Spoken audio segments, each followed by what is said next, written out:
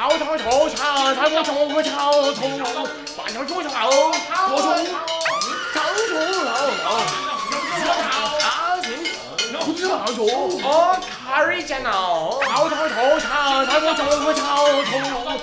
up, everybody. Episode about to start.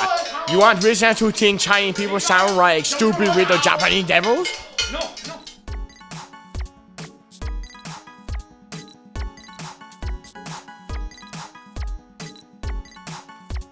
Welcome to episode 419 of the New York Times Global Vision podcast, hosted by me, Shlomo Davidstein.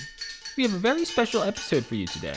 We're recording live from the U Penn restaurant in Chinatown.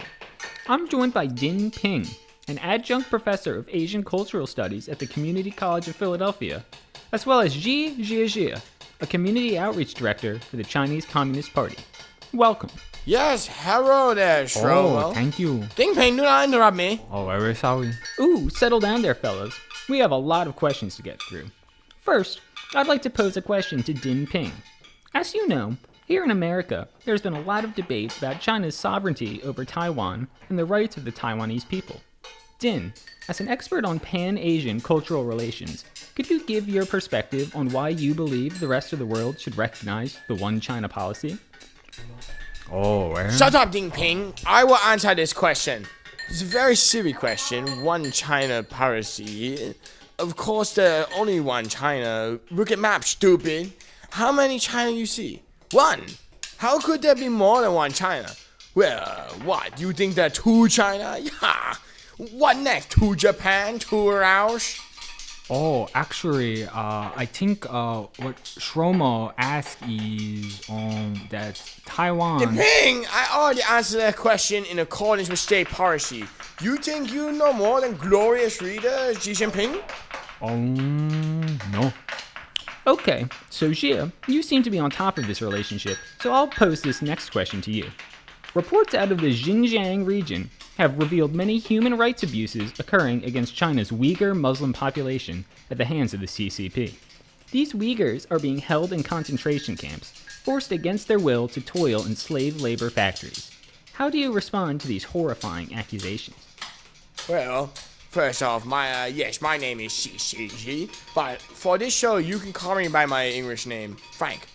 Quite simply, these Muslims are being re-educated to the Chinese way of life, to learn ideas of enlightened socialist society. Sweatshop is a part of Chinese cultural heritage. We honor our ancestors by embodying this work ethic. The path for Muslims to assimilate to Chinese culture is to shave away manufacturing technology and textiles for American export. But what about China's prior history of human rights abuses? You can't simply brush away all of this appalling mistreatment of a people. What about the Tiananmen Square massacre, for instance? Enough about human rights. You are simply succumbing to Western misinformation efforts. Tiananmen Square? Nothing happened there. What you are referring to is, as you say in America, a false flag. JINPIng, do you have anything to add? JINPIng, one wrong word and I'll have you shipped to re-education camp yourself. Remember what happened to Jack Ma? I am agree wholeheartedly to the position of Xi. One of possible reasons for this false perception is capitalist propaganda. Well, I don't want to speak for the entirety of the New York Times, but we are far from capitalists over here. We just believe that socialism ought to be brought about in a more humane, democratic, and tolerant way. For example, China's great leap forward under Mao Zedong led to the starvation of 45 million people. How could you justify that? First off, I ask you, please stop your Asian hate. I believe you come off as a racist. Oh, I never... Answering your question, I like to say that the ends justify the means, to quote one of your great Western philosophers. The Great Leap Forward may have led to 45 million deaths, but it also set stage for the people's glorious cultural revolution that established China as a benevolent world superpower. Well, I hardly think that's fair. That's it. I've heard enough of your insane gibberish. I'll be taking over this interview now. Okay, now we're back. First question, JINPIng. Tell me, why is China the greatest country on earth? Yes. Over previous 40 years, China experiencing economic growth very fast. Now, Chinese people has very wealthy lifestyle. Unlike America, no homeless people in streets of China. Because organs recycled to keep health for productive party member. Also, China, they have flourishing birth rate. Oh yes, we even have to care of little girls.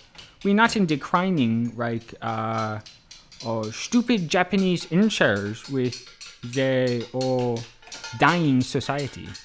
China is not a democracy like the West. China achieved all this through the power of Communist Party and their global vision. Oh, me right that answer. Now, JINPIng, please tell me more about China's global vision. Oh yes, China now have own global vision, endorsed by Josh Groban, of course. This is a plan of Preach to Planet about the benefit of China, which should be respected by every countries. So now we use famous celebrity, for example, Josh Groban, James Harden, and Jeremy Lin. No, not him. Jeremy Lin is a stupid American-born Chinese. Don't you know your ABCs? He have been blacklisted for endorsing Taiwan. We don't talk about him anymore. Get back to the point of global vision.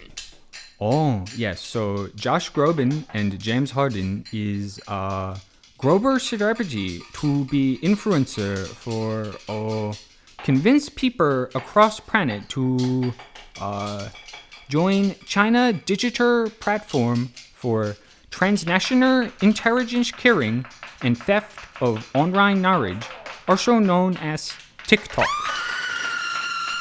Would somebody shut her up already? Holy shit!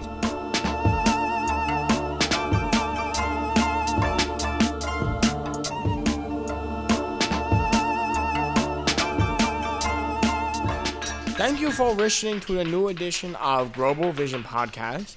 To my Western listeners, the glorious People's Republic of China has already overtaken your colleges, your real estate, your technological manufacturing, and now your media. So you may hate China all you want, allow yourself to be brainwashed by Western propaganda, but suffice it to say, your future is yellow.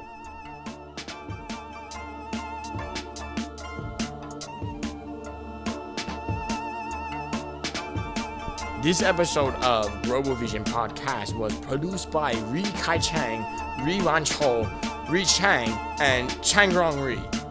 Edited by Xiao Wei Shou. Censored by Xiao Shenyang. Engineered by Gavin Chen.